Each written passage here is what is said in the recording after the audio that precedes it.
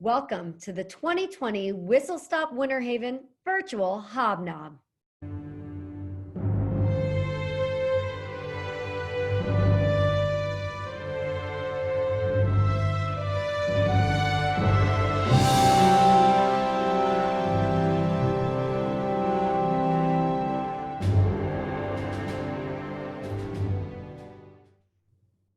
Welcome. My name is Katie Worthington Decker, and I am the President and CEO of the Greater Winter Haven Chamber of Commerce, and it is my privilege to be your MC for this video series.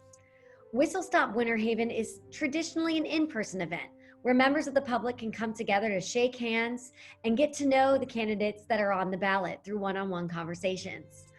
But as we all know, 2020 is a year to adapt, so we have pivoted this event to an online series of Zoom interviews.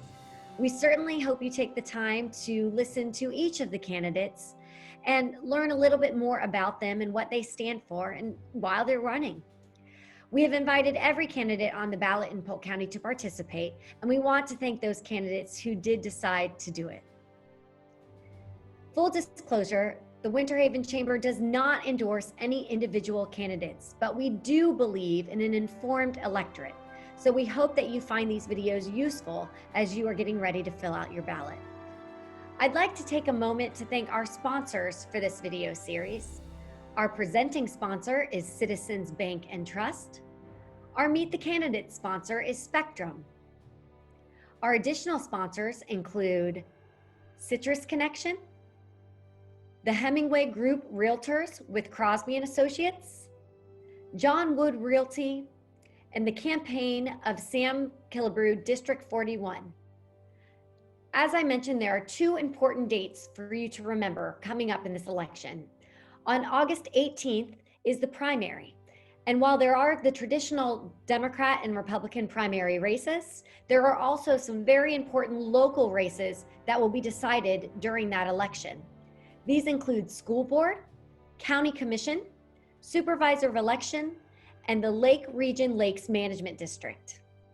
And of course, the second date to remember is the general election that will be held nationally on November 3rd. We hope that you will find this video series useful, and please encourage your family and friends that are eligible to vote to do so.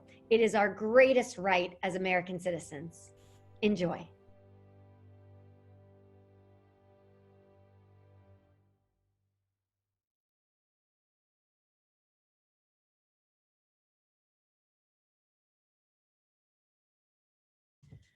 All right, well, William, thank you so much for participating in our 2020 virtual WhistleStop Winter Haven Hobnob.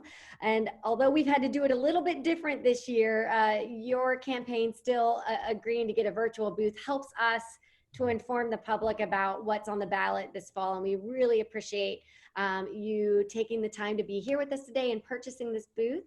And since the Florida Division Elections does require a disclosure if you have purchased a booth, I wanted to pitch it to you to make the appropriate disclosure. Absolutely. So this is paid by William Allen for Polk County School Board District 1. Very good. Well, now that we got that out of the way, good job. We are going to dive into the questions. So for our viewers that may not be familiar with you or may not know you, tell us a little bit about yourself. So I'm a Bartonian, born and raised in Bartow. Primarily single mom raised me. My dad left when I was 3, and that's my background with my heritage growing up right behind the Hungry Howies in Bartow. All my family did grow up in that same neighborhood. My grandma, my grandpa, my aunts and my uncles. So in that, our goal was to find some entrepreneurial adventure or some trade and do that well. So here I am at 1992, about to graduate from Bartow High. I'm an alum of Polk County Public Schools, all throughout. So I was in the Intercept program at Bartow High, and I always say that that's the intellectual people program, but it was actually the Intercept program, and that just meant that I was at risk of dropping out. So I made it, graduated, fell in love with a trade, and then did that till the age of 21 and 22. Hard time at that point, making some decisions, and a group of mentors came alongside of me and helped me in a hard time. And that led me onto this beautiful journey of higher ed. So my undergrad master's. I have an MFA in web design and new media, so I value the arts so much. And then my UCF work is, my PhD work is in digital media. Married, just celebrated 18 years right in the middle of the campaign. We did get a date night, and I have 3 kids, 2 teenagers and a 9-year-old. So that's a little bit of background.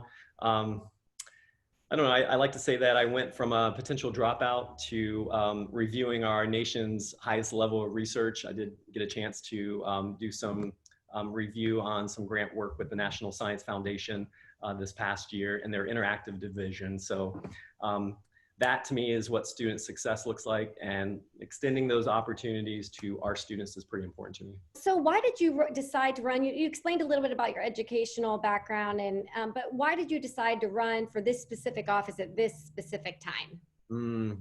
So it was a pretty long period of discerning and pondering with the family.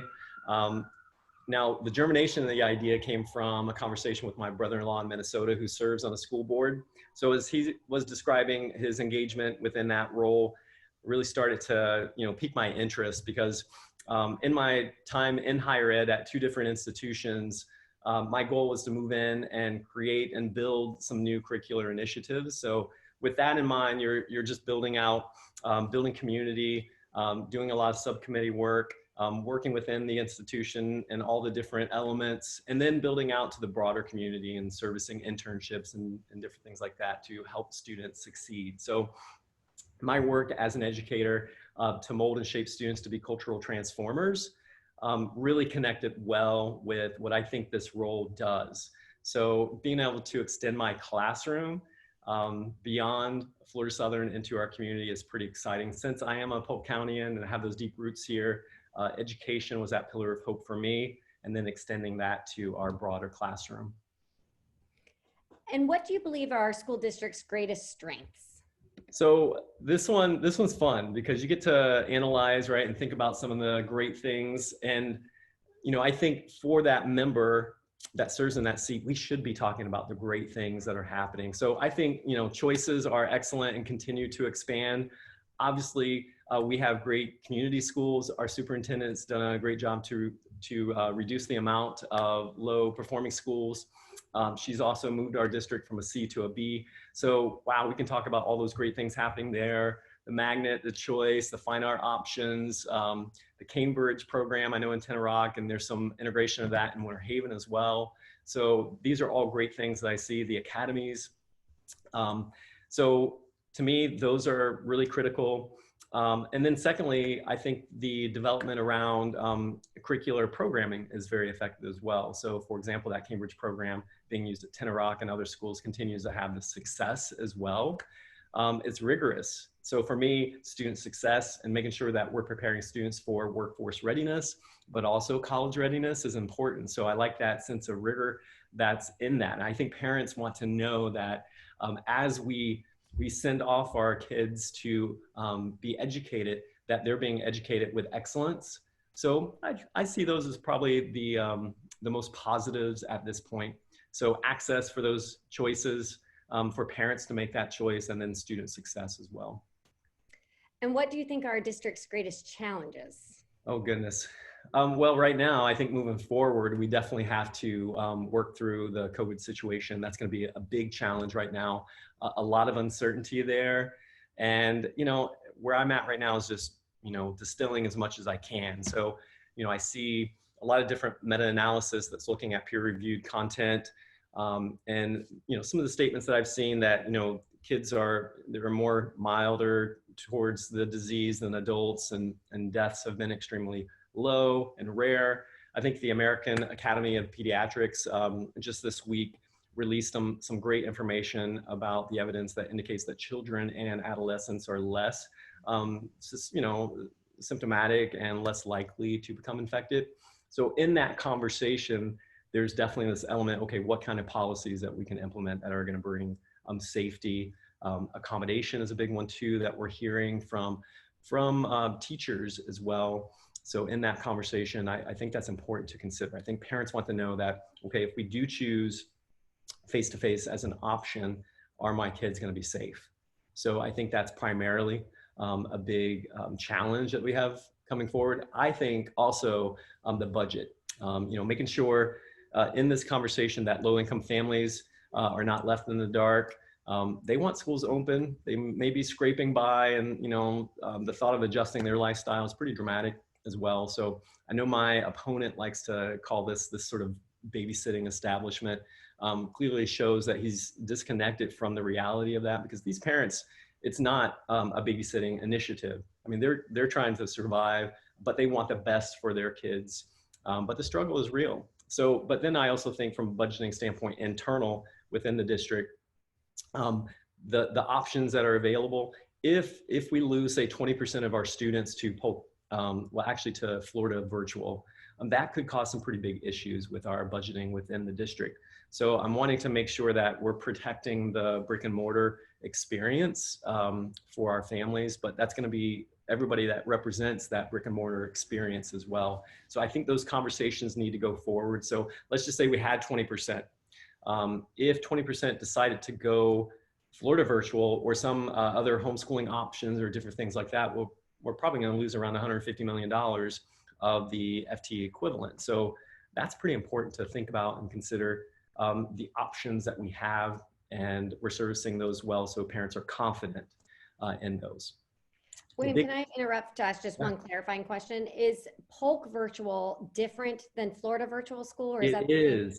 Okay. Yes. So right now, the primary ones that we're hearing about is Polk Virtual and tethering. Now, parents are definitely familiar with the Florida Virtual. Florida Virtual is actually considered a separate district. Then obviously Polk Virtual and the tethering option is going to keep those state dollars internally with our district. So yeah, that's important to consider as well. And I don't know, for me as a subject matter expert and doing a lot of development in regards to interactive spaces and coursework at Florida Southern, I mean, it takes a long process to feed a class through subcommittee work and make sure that it's approved and ready to be released to students. So that's pretty important to me, and see that as a challenge. The other challenge, probably the biggest challenge, is the dysfunction of the board currently. I feel for the superintendent. I would love to see her stay. That would be my initiative, to ask her to extend that contract because she's done phenomenal things for our district. She represents us culturally so well. The business community, from what I've heard across the county, they love her. And I recognize that from an economic development standpoint, we have to have great schools and be projected as great schools for that business and that commerce standpoint. And she's done that well with excellence. So the dysfunction that's there, the micromanagement that's happening from my opponent, it needs to be called out, and we need to recognize and see that as an issue for sure. So I think you've probably touched on a couple of things you would mention in this next question, COVID being one of them, obviously, and dealing with I do not envy the people that have to make the decision about schools. It's a very, very tough decision. But what do you believe should be the school board's top 3 priorities in the coming year? Yeah, so kudos to the staff, that's been building out. I was quantifying the other day, just yesterday, how many hours of subcommittee work is out there on the YouTube channel. So you see, the district staff, they have poured gobs of time into preparation. So all that subcommittee recommendations will then come back to that task force and then be communicated out to us. So, besides the 10+ hours, think about all the preparation that's been going into that as well. So thanks to them for that hard work. I think we should recognize that in the process as well. So, in that, I think protecting health and the well-being of our schools is top priority, I think, right now. But having alternative plans in place for, if adjustments need to take place. So, for us in our homes, we think about our kids, we're analyzing that plan, and we're thinking about, all kinds of adjustments, because if something impacts our kids' school, then it impacts us as well. And it impacts, Jill. Most of her work that she's doing is virtual. But for me, face-to-face in the classroom, my students at Florida Southern, it's gonna be an issue as well. So that's my first one. Second one is protecting student success in the middle of the pandemic. So this is my top initiative: student success, workforce readiness, and college readiness. As we move to virtual spaces, and that's gonna be where we're gonna land with some of these options, man, we need to make sure that we're protecting the learning losses and guiding them towards their future. We've got students that will be moving towards college or some career, 11th graders and our seniors. Are we protecting that student success? All that scaffolding process that's happening at the lower level too is so important as the building blocks moving towards that monumental moment. So student success is critical. And, I just bring that curricular initiative and that experience as an educational leader to that. And then finding ways to, avoid, I guess, I don't know, building stronger community relationships. I think this is, a top priority for me. I think you have to have effective community relationships. We're going to need that every day to step up and help through this process. So criticizing is not the way forward. The state's not the enemy. We need our state and our representatives, which represent us so well, by the way. I think the budget is at the forefront of my mind as well. So like I mentioned earlier, we need to, be creative in helping sustain our brick and mortar personnel. And so one of the, like you touched on, one of the most important initiatives will be the question of new superintendent in the coming year. And Yep. I know you said you're making it one of your goals to try to get Superintendent Byrd to stay, but if she decides that's not going to happen, what would you be looking for as attributes in a new superintendent? Yep. So I love this stat. 93% of superintendents say that they have a collaborative relationship with the school board, and that is not the case with our board. So you think about the perception of what our board represents and the mistreatment and micromanagement of our superintendent. It's clear that my opponent has created a dysfunctional environment. So that will not fare well for us moving forward in our search.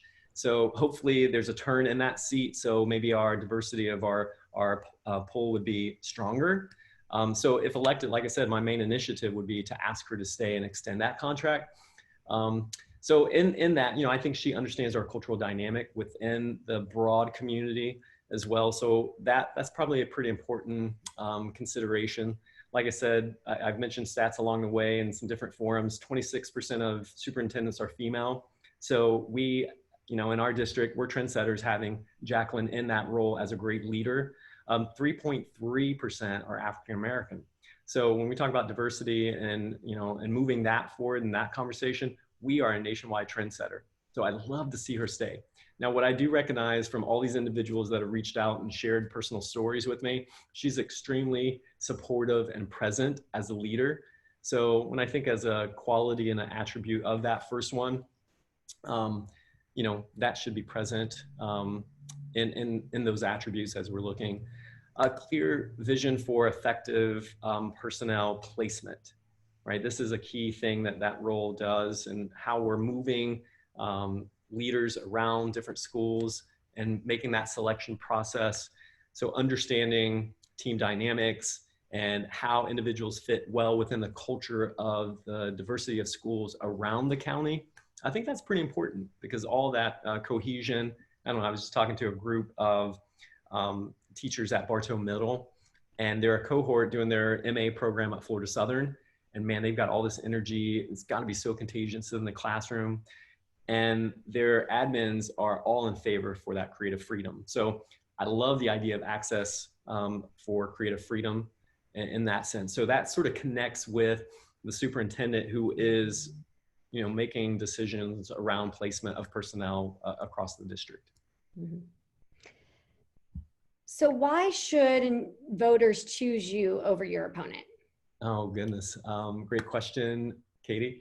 And oh, man, well, you've heard my story, right? So I'm deep rooted and connected to our community. I'm an educational leader, and I've poured my career, my life into education and molding and shaping students to be cultural transformers. I want student excellence, student success. That's part of what my message is. I want access for parents to make those choices, not the bureaucrat deciding for us. And then I want to be a community builder. So in all of that, I think we need a stable, unifying voice, an experienced leader in education that's not just written about education as a cultural critic, a sociological critic, but a practitioner, someone that can see the lens broader than just criticizing. So, you know, if voters look closely, I think they'll see that I've built a broad base of support as well. So when I talk about community partnerships, you know, I've got business community, nonprofit sector, elected officials, previous elected officials, partisan voices, tradespeople serving, and best of all, my current and my past students. They're on my team. They say great things. They have testimonials to speak about the success that they've experienced in the classroom. So to me, that's pretty important. So, you know, choose stability, choose positivity, a vision over pessimism, experience and practice rather than the sociological critic, and all within the guise of student success, access, and then to be a community builder. Very good. Well, is there anything else that you want voters to know about you? Oh goodness, I always say that if they want all the details and the in-between details, they can talk to Jill or my kids. Get the real story. No, I'm just kidding. That's awesome. Well, I want to thank you so much again for being willing to come on and bare your soul for us in this WhistleStop Winter Haven virtual hobnob. And it's a strange year for anybody campaigning for office, because it's in a normal year, it's knocking on doors, it's going to big gatherings, it's doing all that. And so we are going to do our best to make sure that the voters of Polk County and for the viewers that may not know, school board races are countywide. So it's not just people that live in District 1 that are voting for District 1 seat, they're countywide. And so it's important that everyone educate themselves on each of the candidates. That's so right. We want to thank you again for the time today, and good luck on the rest of the race. All right. Thanks a lot, Katie. August 18th, by the way, too. Thanks. August 18th, absolutely.